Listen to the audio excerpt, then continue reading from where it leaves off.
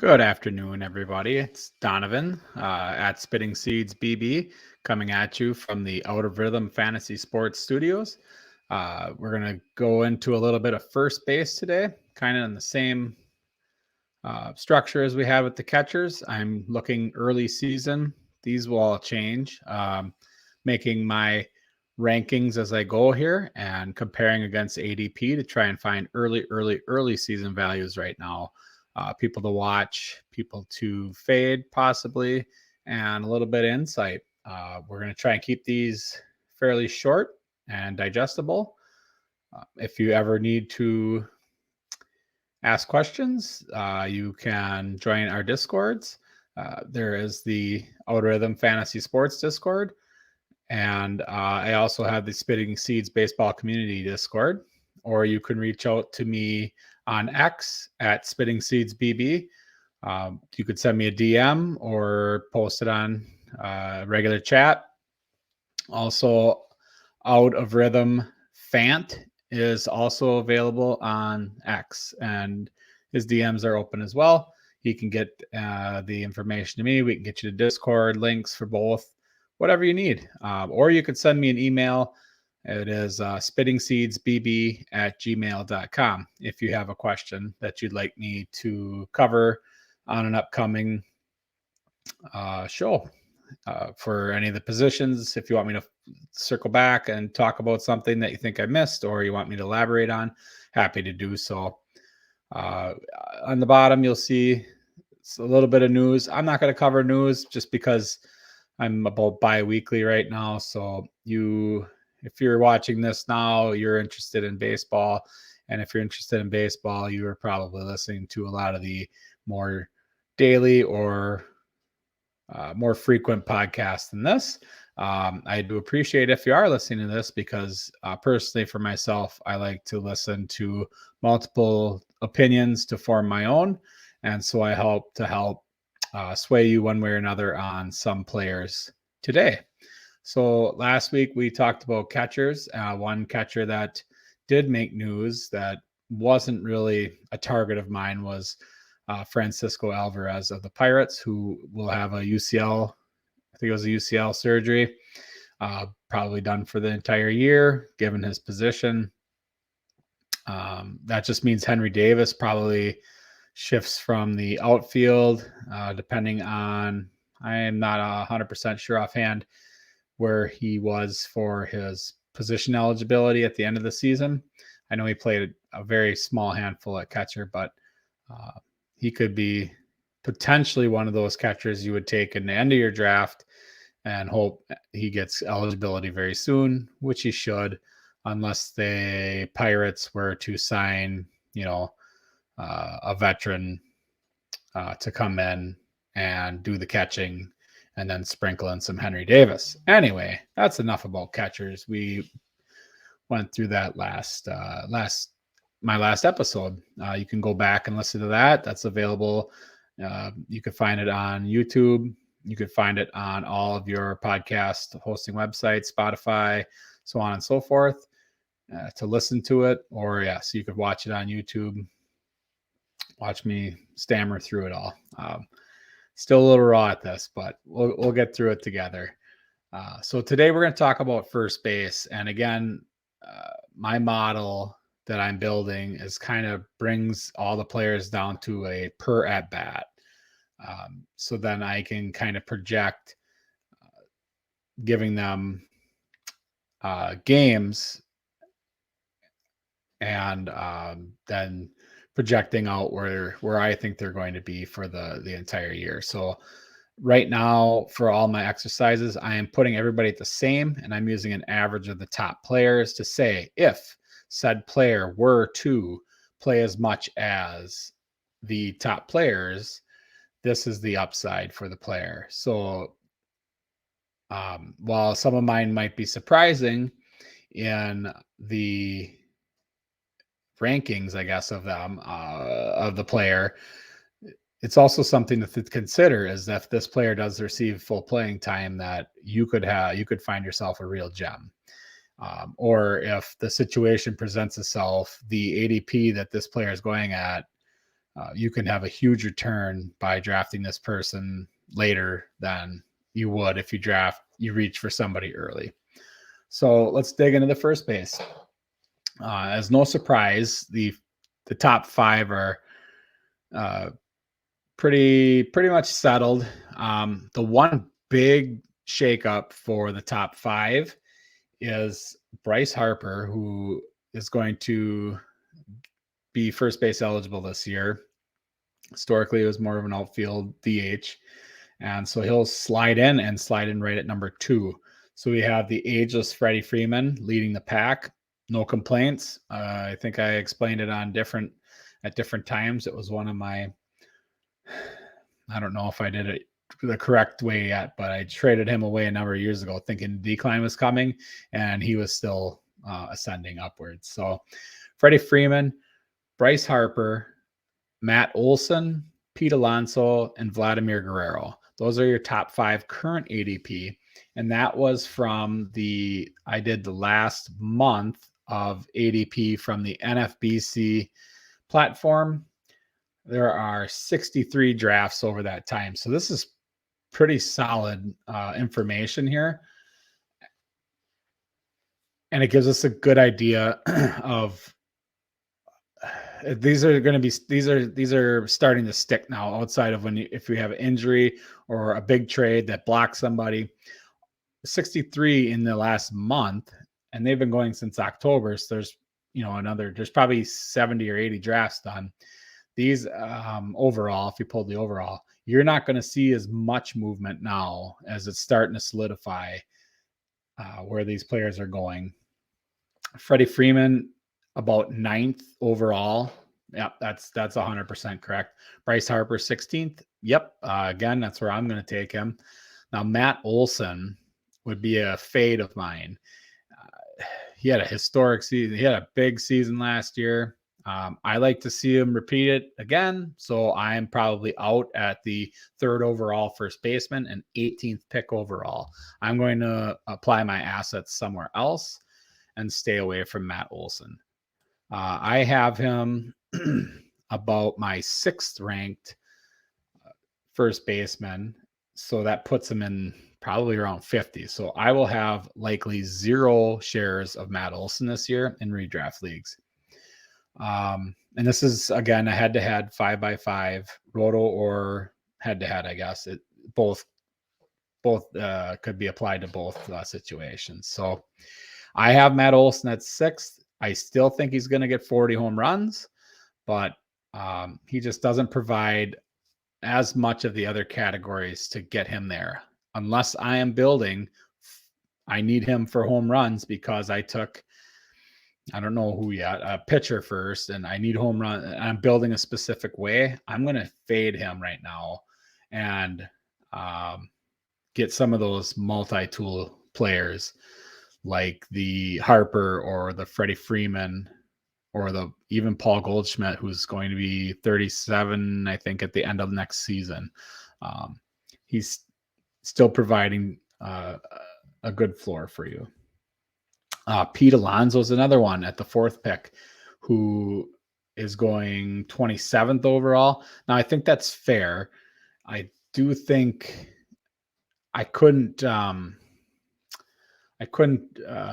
say no to that. It's not egregious. I don't, but again, I probably would take Matt Olson over Pete Alonso personally, even though I still have Alonso for 41 home runs. It's the same type of thing where if you're in a traditional 5x5 roto or head-to-head, these guys, Alonso especially, kind of drags your batting average down a little bit. Only a small handful of stolen bases. And the runs are another thing that kind of keep him low, where I would probably take Olson over Alonso. And that's just because Olson plays for Atlanta and he's going to probably have 100 runs, 40 home runs, and 100 RBI. It's just the way it's going to be. Where Alonso, so far, I don't know that he has that support behind him. So then we get into the next 6 by ADP is Cody Bellinger, Paul Goldschmidt, Christian Walker, Tristan Casas, and Spencer Steer. Cody Bellinger, boy, I was able to grab him in a money league as he was coming out of the minors, called up, and sold him on the highest of the highs, because after I traded him away, who did I get in that? I might have gotten Freddie Freeman back in a day in a trade for Cody Bellinger, multiplayer trade, but um, I sold him as high as he could be sold, and he struggled um, after he hit his peak. We saw him bounce back last year. There's potential in him continuing his successes. Now, I'm a person who, again, tends to fade that, as I'm I still have him fifth in my rankings. So I just personally feel like it's six is a good risk for him, and I think he can give you enough stats back if he's like, say, if he signs back with the Cubs and they're using him every day and he continues. I think he could be an asset. Plus, he should have that outfield tag for you as well. Paul Goldschmidt is one of mine that he comes in at seventh. I'm willing to take him as high as third in a redraft setting, just because he's a little bit down last year, but overall he is so solid, and I can't see the Cardinals being what they were last year. So I'm willing to reach for Paul Goldschmidt. He should put back near 30 home runs. Now the runs and RBI will be very much determined on the bounce back of, say, Nolan Arenado and the players in the Cardinals lineups. But Paul Goldschmidt's still solid. He bats second in that lineup, so I believe it's Newt Barr first, then Paul Goldschmidt, then I believe Arenado. So if we get all three of those guys going, you could really see some stats racking up for Goldie, and he's not afraid to swipe a bag or two here or there. So another good asset to have. And I would reach for him a little bit. Probably taking him over Olsen and Alonso, but that's how I build. Christian Walker, eighth in ADP. I have him seventh. I think that's about where you'd want him. 30 home run guy, 251 batting average, just a handful of stolen bases. I don't know. That's where I start thinking. I think I would take, even though my ranks don't say it, I would take Olsen first. I might even take Alonso ahead of him, even though my rankings have Alonso a little lower. But Tristan Casas at 9. We don't. So one thing that I can admit is my model is very reactive to the younger players who don't have quite the history to play off of. So Tristan Casas, to me, I'm just going to be a wait and see in a redraft setting. Obviously, if you're in a keeper or a dynasty, you're going to want to give it a shot. He's going overall ADP about 106. I'll find something else there, unless even that. I think there's quite a few of first basemen after him that I'd be willing to take a chance on, like the Josh Naylors, who found success, Yandy Diaz, who had a pretty decent year, Vinny Pasquantino, he's coming in at 17th. Another guy that we just don't know what he's capable of with that injury from last year. So we can get to them later. Maybe we pass on Casas around 100 and we bolster up our pitching at that point, depending on how you built your first couple picks. Spencer Steer rounding out the top 10. Oh boy, I have him 13th. I don't know what's going on in Cincinnati. We need to wait for more cards to fall there, just because with the Heimer Candelario coming over, you got Spencer Steer, you've got Christian Encarnacion Strand, you got a full infield. Steer can go to the outfield. I don't know if that's what they're going to do. but it's just really polluted there right now. I think we're going to see some trades. There's a lot of rumors of India moving. I know we've all heard that. So if he moves, we'll revisit this. I'll keep him where I'm at for now because we're so far away from the season, but I'll keep him at 13th and 10th overall. I think you see that starting to slip now that the trade happened and that infield becomes a little more congested. Now, if he is traded out of Cincinnati, so he's kind of in the worst case scenario because if he's traded out of Cincinnati, he kind of drops. And if he stays in Cincinnati and is a more of a supporting role as a part as opposed to in the lineup guy, he drops. So he's kind of, if he's going 10th, I'll try him at 13th possibly, but I'm going to wait. My redrafts don't happen until a little closer to the season. So that's what I'll do. 11 through 15, Spencer Torkelson, Kristen Encarnacion and Strand, Josh Naylor, Yandy Diaz, and then Salvador Perez. So I'll probably remove him because you're going to have him at catcher. So then we'll move up Alec Baum. Spencer Torkelson is another one where he really finished strong. He had a good finish to the season last year. Kind of struggled in the beginning, showed a little life. We all clamored and grabbed him. Then he struggled, and we slowly dropped him, and then he just took off like a rocket. You know, can he do it again? Sure.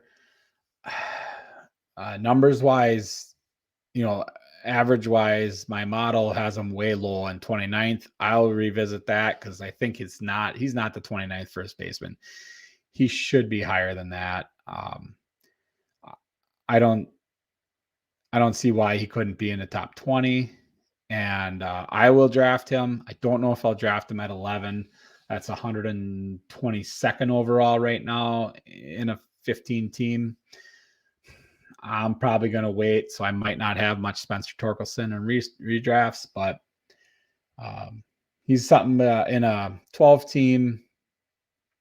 In a 12 team, he's one of those guys that you'll take if you ignored first base. You went with the other infield positions first. You can grab him at the end, and it'll probably be a valuable pickup there. Encarnacion Strand, same type of thing as Steer, where we're a little polluted. Guy has massive power. He's probably going to play most first base. So maybe it's him and Steer switching off. Steer could play third, so that maybe gives Steer more playing time, which is probably why he's ranked a little higher.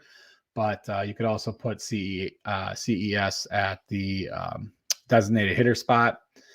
And we could see some big gains from him. I have him 10th overall. That's 31 homers, 270 batting average, 5 swipes. So it could happen. I think my runs are a little low. It depends where they plug them in the lineup right now. Let's see what roster resource has.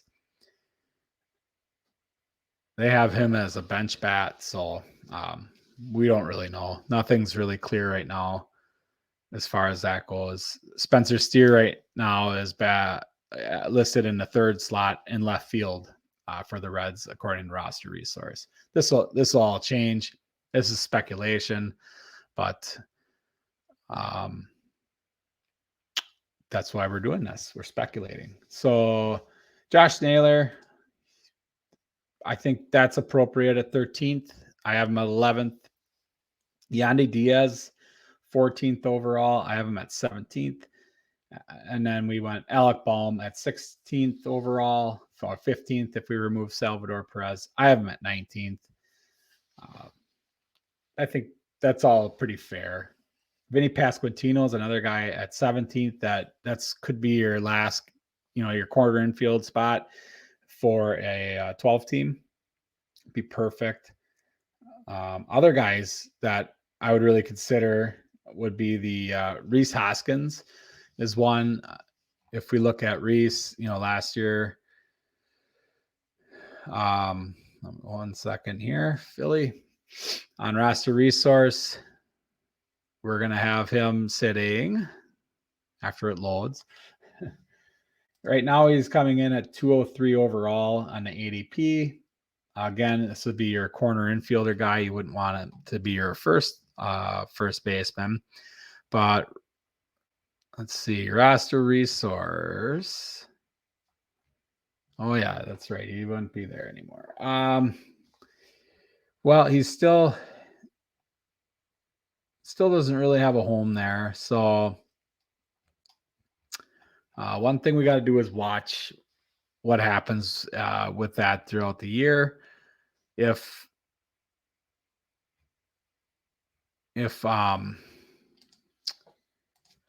we know he's going to have the playing time, he could be a really good add in the later rounds, especially in your 10, 12 teams at your corner. I'm trying to pull this up to see where they all, if there's any rumblings about him. But, last year, missing that time, it's really pushed him back and made him forgotten. So we just got to see what happens when he comes and he's full health back to the game. Ryan Mountcastle's another one.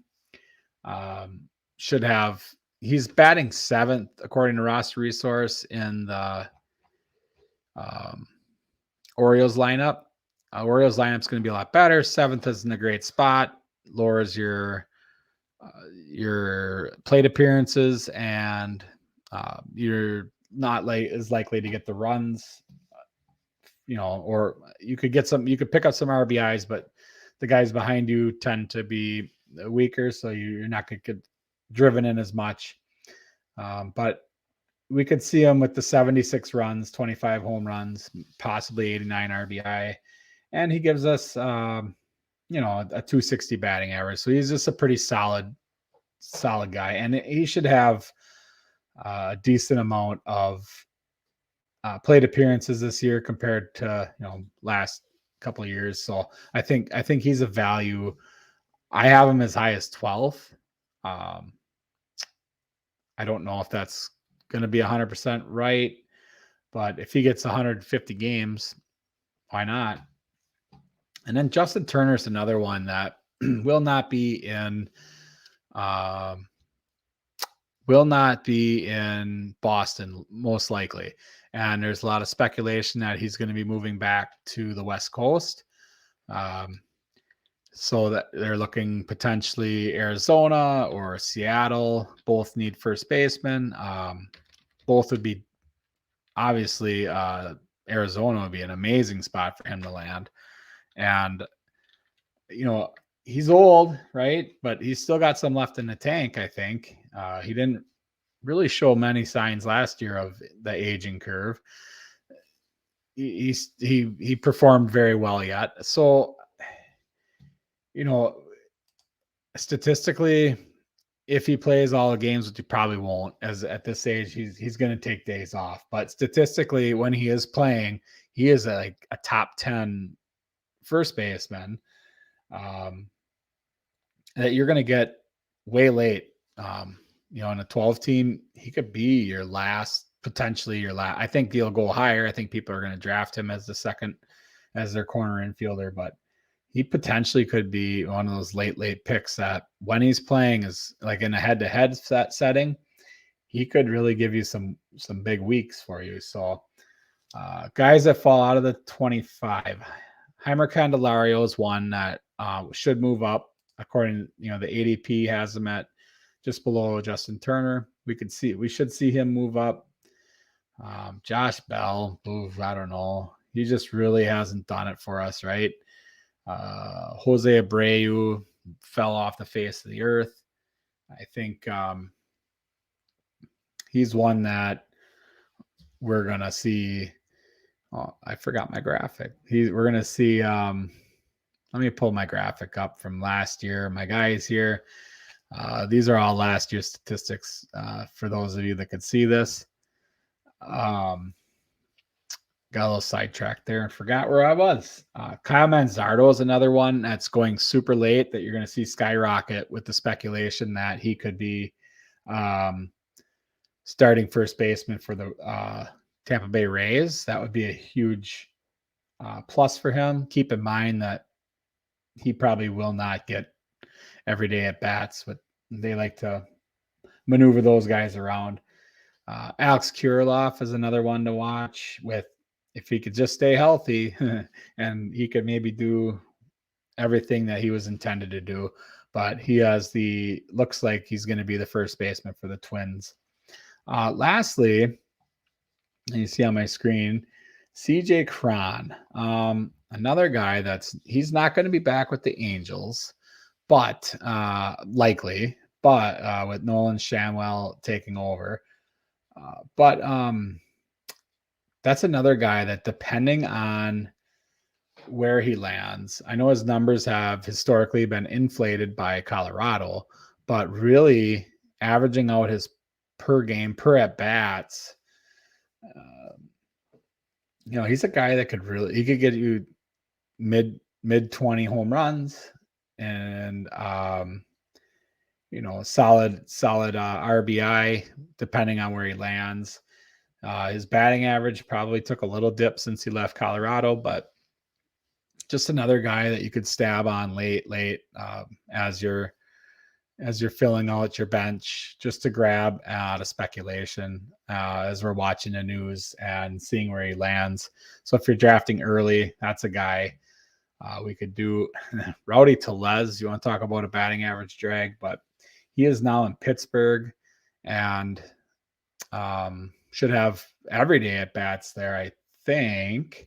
And much different than the Brewers platoon type role that he was playing last year. So if he can have more of an everyday, we could see him hit those 30 home runs and kill your batting average. But if you need late home runs, he's a guy to grab.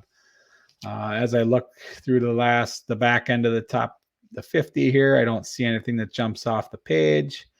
So I am going to wrap this one up.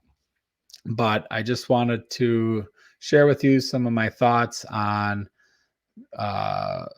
mainly the guys like the Mountcastle, the Goldschmidt, the Turner, the Cron, for you to start watching now and get these guys in your mind and kind of watch them this offseason as your draft's near. And then also the Matt Olson, Pete Alonso's, like, to consider holding off on them around and let the people invest, unless you are building where you're getting all your home runs early. Okay, those guys are probably going to lead first baseman in home runs. So if that's your approach, go ahead. I generally find mine later, but those are things to consider because Olson and Alonso are second round guys, and I think it's the potential that you could find just as valuable players, if not more valuable players later. What else do I got? I don't know. So you can follow us again at Spitting Seeds BB on X, Spitting Seeds Baseball Community on Discord. My email is spittingseedsbb@gmail.com, or you can follow Outer Rhythm Fantasy Sports at Outer Rhythm Fant on X or the Outer Rhythm Fantasy Baseball Discord. Give us a like, give us a subscribe on YouTube, rate and review on the podcast platforms would be much appreciated. And check back.